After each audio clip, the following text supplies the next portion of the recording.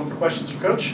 Fred, I guess, talk about the fast starts, offensively, but defensively, you guys kind of brought in the old team tip. Is that kind of the message you were hammering home this week, that regardless of what end of the floor, just bring that type of energy? Yeah, I mean, I think the biggest thing it showed is that we had a full week to prepare for this one, and I thought our guys were really locked in, and that was the key to me for this game is, the game plan that was put together. Our guys followed it flawlessly for 40 minutes. Wasn't just the first half. I think we held them to under 19% the first half, which was great. But I thought second half we came out with good juice. And, we talked a lot about this last week about our starts. And, to get out of the gate 15-2 and get our crowd into it. Our crowd was absolutely phenomenal all game. And then the second half, I thought we did a good job as well, coming out in I think it was 9-3 in the first part of that second half. So, just really a credit to our guys. And Rink's 100% right. This, we can't go out unfortunately and celebrate it. I wish we had a week. I'd take them all out with me and buy them Pellegrinos. But but we got to bounce back. And when you have 2 days like this after a big emotional one, tomorrow is going to be mostly a mental preparation day. We'll have stations. We'll get the game plan put in. We'll get up and down a little bit on Tuesday in preparation. But this is a really hard week. Not only with Wisconsin, and then you get 2 days to prepare for our first true road game at Illinois. So we need to put this one behind us quickly. Have a good film session tomorrow, and hopefully go out and play a complete 40-minute game against Wisconsin. Josh Dix, you guys had some pretty good games in this building. How do you think you contained them? Yeah, he's had some really good games in this building, and those guys were coming off, I thought, their two best games of the season with the win at Oregon and the win in their last one where they made 17 threes. So, I was really pleased with how our guys went out there. The previous game, we had one deflection in the first 10 minutes of the game. Our defense definitely fueled our offense, and it wasn't pretty early, but then we got it going. And, I still thought we left a lot of points on the board in that first half. And then the second one, we had a nice little rhythm going, got up to 50%, and then just tried to protect that lead down the stretch. But, again, a credit to our players for going out there and really executing the game plan. Coaching staff, Nate did a great job of putting a defensive, game plan together, and our guys followed it. When they do that, when they execute it, we're generally pretty successful on that end of the floor. And then again, offensively, wasn't a real high assist game, but we wanted to attack. We wanted to get into the lane, and it was more of a game like that. And we did attack switch as well in the second half, and it was good to see Rink get it going. I thought Price was really efficient today, and I thought he had great patience. Dix is a really good defender, and he was glued to Price. Got him downhill a little bit a few times in the first half, but it was good to see him open it up and hit a couple threes in the second half. How much do you feel like this group understanding your identity and guys buying into your individual roles has played into just this 9-0 start?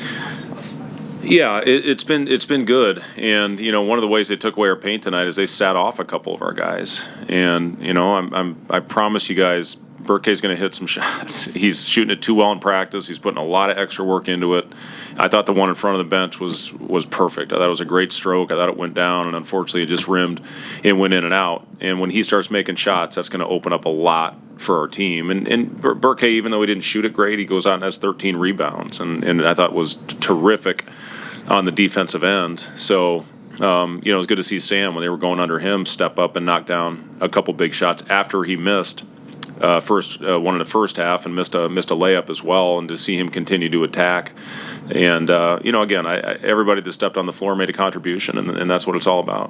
What can you say kind of just about the atmosphere today, and then what do you expect it to be like on Wednesday for another big game? Yeah, I thought the atmosphere was unbelievable, as it always is, whether it's at CHI or whether it's at PBA. It's always a fun environment to play in, and our fans from start to finish, even in the warm-ups, it's what we need. It's what we need on Wednesday. Our students were unbelievable, filling that place early, and this is a huge game for us. We have to do better this year protecting our home court in league play, and it starts on Wednesday. So we're going to need a great crowd, great environment, great energy. We did that 2 years ago when we went undefeated in league. So got to find a way to put this one behind us and come out and have our best 40 minutes of the season. That's what it's going to take to beat Wisconsin. You mentioned Berke. What was his contribution setting the tone underneath the basket? Yeah, we were trying to get him lost on the baseline. I did think they would help up with him, and Rink did a good job finding him on a couple of those, and he got fouled and got himself to the line. And teams, listen, they're going to watch film and they're going to see what happened. But I'm telling you, he's going to make teams pay, and he's going to sting them at some point. And the mentality of it. I went through a year where I didn't make anything. I think I started out the year like 0 for 19 or something, and eventually I made some, and then got confident, and I was off and running. So for Berke, he can't look at this like he's shooting whatever it is from a percentage standpoint. He's got to right now he's 0 for 0, and the next game he's got to come out with confidence and continue to work, which he'll do. And again, it happened with Sam today. When I looked at the box score, I was shocked that we made 10 threes. I didn't think it was that high. But Creighton does a great job of defending the line today. They shrunk it in there a little bit more and opened up some 3-point shots for our team. I guess they can take a step just in terms of toughness today.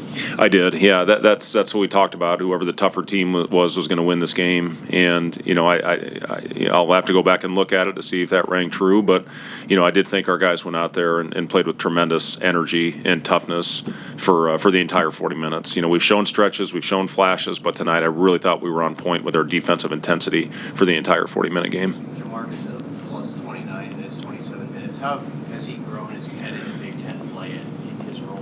Yeah, I thought Jamarques was awesome, and he made a couple shots for us early in the game. I thought his pace was good again. I thought he forced one where he tried to go through Freeman on a 1-on-2 break. That we talked about recognizing when we have advantage and when we don't. He had Price streaking down the right side of the floor, but for the most part, I thought Jamarques played an excellent game, and he was the head of the snake on the defensive end, and got us into an offense. Recognized when to set screens based on where Price was on the floor, when to get Rink involved in a shot. So I'm really trying to challenge us to get off to better starts in the first half on point guards recognizing where certain guys are on the floor and how we can find them and get them going. But yeah, I thought Jamarques was terrific.